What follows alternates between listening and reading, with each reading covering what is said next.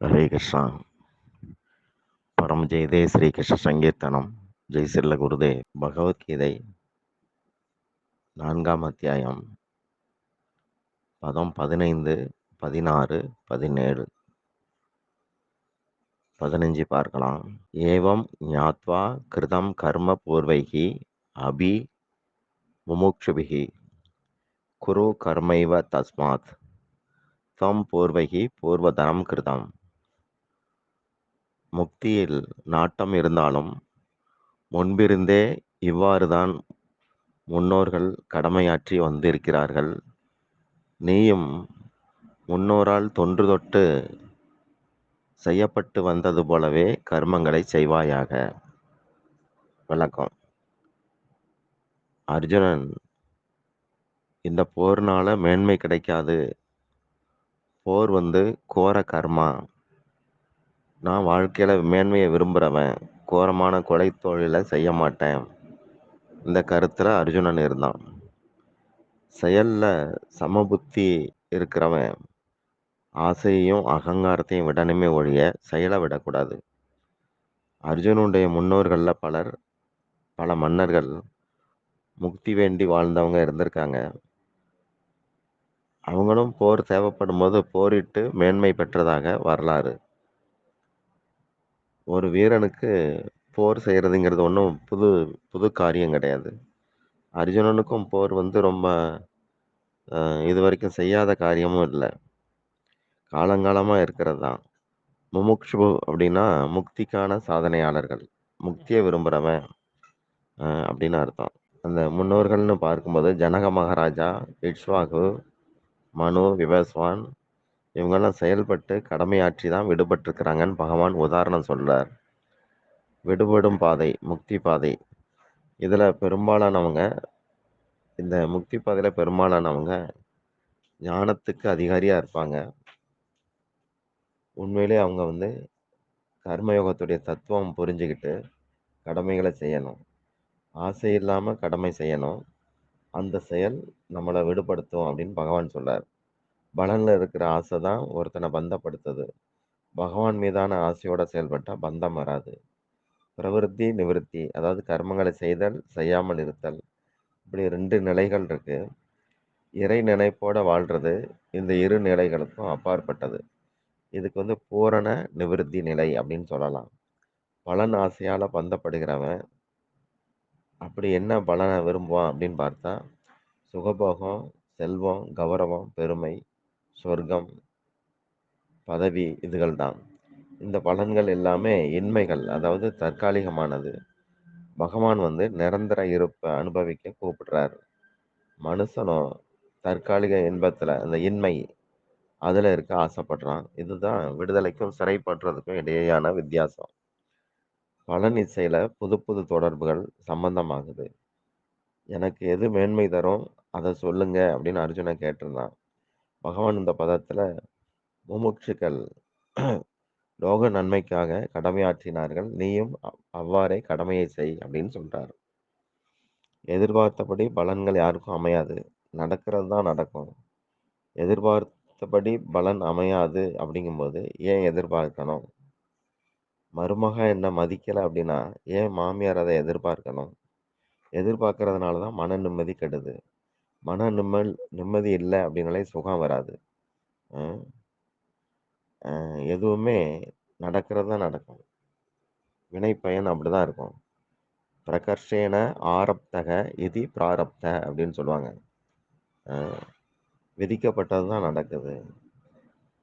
ஒருத்தர் எதிர்பார்த்து செயல்படும் போது அந்த செயலும் முழுமை அடையாது. ஒருவர் செடி நடுறார், 2 நாள் கழிச்சு எவ்வளவு வேர் விட்டுருக்குன்னு தோண்டி பார்க்கிறார்னு வச்சுக்கலாம், வளர்ச்சி தெரியாது. இப்படி அடிக்கடி எடுத்து பார்த்துட்டு செடியை வச்சா செடி எப்படி வளரும்? உன்னுடைய கடமையை செய்ய மட்டும்தான் முழு அதிகாரம். பலன் ஆகுதா ஆகாதா, எப்படி இருக்கு, இப்படியெல்லாம் பார்க்கக்கூடாது. வினை பயன்களுடனான தொடர்பை விடணும். அதுதான் யோகம். இதுல எப்படின்னா, இங்க விடுதலை, உண்மையிலே இறைவனோட இணைப்பு கிடைக்குது.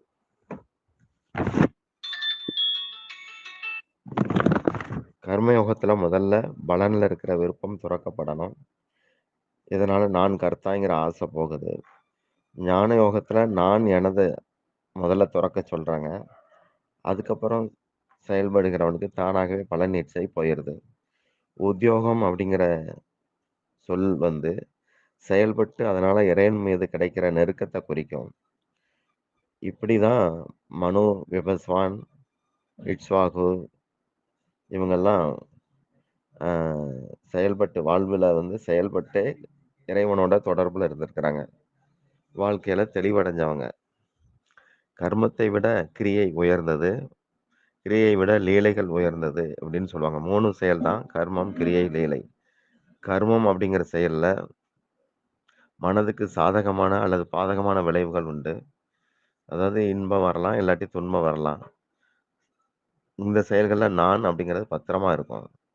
இதுக்கு வந்து கர்மம்னு பேரு. கிரியை அப்படிங்கிறது அனிச்சை செயல். பலன் கருதாம நடக்கிற செயல்கள்.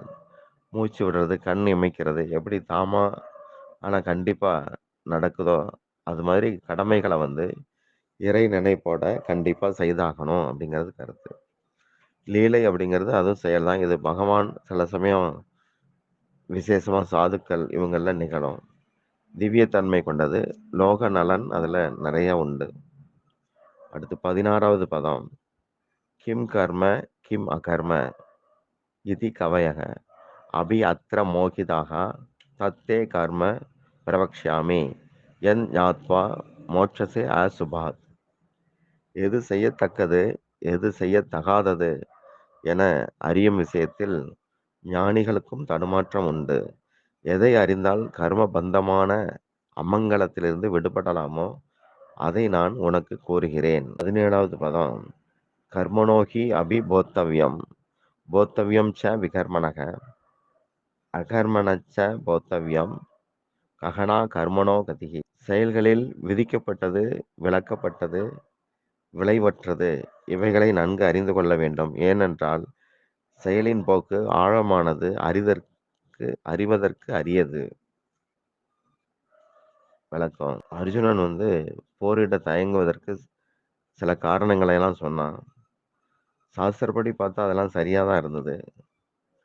இறைவன் பேசியது தான் சாஸ்திரம். அதுபடி பார்க்கும்போது அர்ஜுனன் சொல்றதெல்லாம் சரியா இருக்கு. பெரியவங்க, முன்னோர்கள், குருமார்கள் இவங்களெல்லாம் மதிக்கணும். மதிக்காட்டி பாவம். ஆனா இங்க வந்து கொல்லணும் அப்படிங்கிறார் பகவான்.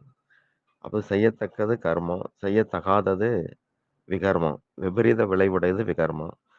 செய்தாலும் விளைவற்றதாக விடுவிப்பதாக இருக்கணும். அது அகர்மம். கர்மம் வந்து உலகுக்கானது, யோகம் வந்து தனக்கானது. ஒன்றை செய்யணும் அப்படின்னு இருக்கிறது அல்லது செய்யக்கூடாதுன்னு இருக்கிறது ரெண்டுமே கர்மம் தான். செயலை செய்யும்போது நம்ம அகங்காரமானது காரிய வடிவில் மறைஞ்சிருக்கும், அதுக்குள்ள இருக்கும். செய்யாத போது காரண வடிவில் மறைஞ்சிருக்கு. உலகத்துல தொடர்பு இருக்கிற வரைக்கும் அகங்காரம் மறையாது. உடல் அப்படிங்கிற இது உலகம்தான் அது. இந்த அகங்காரம் தான் ஆத்மாவையும் உடலையும் இணைச்சு வைக்குது. வினைப்பயன் வந்து நம்ம வந்து ஒட்டக்கூடாது. அதுதான் கர்மயோகம். ஆசை இல்லாம செயல்பட்டது கர்மயோகம். நான் எனது இல்லாம செயல்பட்டது ஞான யோகம். நம்ம உடம்பு வந்து உலக மூலகங்களால் ஆனது. உலகுக்கு வந்தாச்சு. இப்போ நம்ம உடலை வச்சிருக்கிறோம். இனிமே வந்து உடல் பெறக்கூடாது. செயல்படத்தான் உடல் தரப்பட்டது. செயல்படவும் செய்யணும். செயலோட விளைவுக்கு காரணமாகவும் இருக்கக்கூடாது. அதாவது விளைவுகள் செயலாளியை பந்தப்படுத்தாம விடுபடுத்தணும். அதற்காக பகவான் கர்மயோகத்தை போதிக்கிறார். மாடிக்கு போறதுக்கு ஏணி தரப்பட்டிருக்கு. ஏணியிலேயே உட்கார்ந்துடக்கூடாது அப்படிங்கிறார். உட்கார்ந்துட்டா பிறவி உண்டு. பிறவி பிணிக்கு வந்து மாபெரும் சுபாத் அமங்கலம் அப்படிங்கிறார்.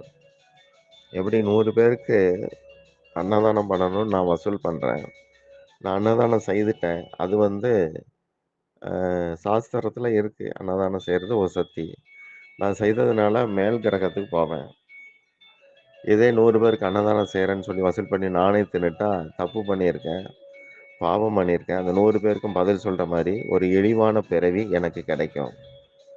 இதே இது அந்த 100 பேருக்கு அன்னதானம் செய்யறேன்னு வசூல் பண்ணிட்டு அதை வந்து நான் பகவானுக்கு நைவேத்தியம் பண்ணி கிருஷ்ண பிரசாதமா கொடுத்துட்டேன்னு வச்சுக்கலாம். அப்ப கிருஷ்ணர்ட்ட போயிடுறேன். இதுதான் கர்மா, விகர்மா, அகர்மா இதுகளுக்குள்ள வித்தியாசம். அ போத்தவியம் அப்படிங்கிற பதம், இப்பவே நன்கு உணர்ந்து கொள் அப்படின்னு அர்த்தம். நாளைக்கு பார்த்துக்கலான்னு ஒத்தி போடக்கூடாது. கர்மத்துடைய நுணுக்கம் பகவானால இங்க வந்து 32ஆம் பதம் வரைக்கும் சொல்லப்படுது. செயல்கள்ல நான் செய்றேன், அ என்னால தான் நடக்குது, நான் இல்லாட்டி நடக்காது அப்படின்னு நினைக்கக்கூடாது. அது வந்து அகங்காரம். விளைவுகள்ல அதாவது செயல் பலன்ல நல்லா ஒருத்தர் சிக்கிறதுக்கு காரணம் இந்த அகங்காரம் தான். அபிமானம்ங்கிறது அது தனி. நான் கிருஷ்ணருடைய தாசன் அப்படிங்கிற உண்மை அடையாளத்த விட்டுட்டு, உடல் ரீதியில மற்றொரு செயற்கையான அடையாளத்த கொண்டிருப்பது அபிமானம். அதாவது 2வது இயற்கை.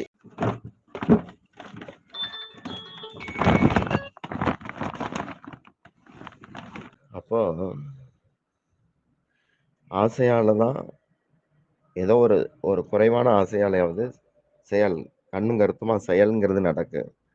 பேராசை இருந்தா தான் விகர்மம் நடக்கும். சமபுத்தி அப்படிங்கிற விவேகத்தால அகர்மம் நடக்குது.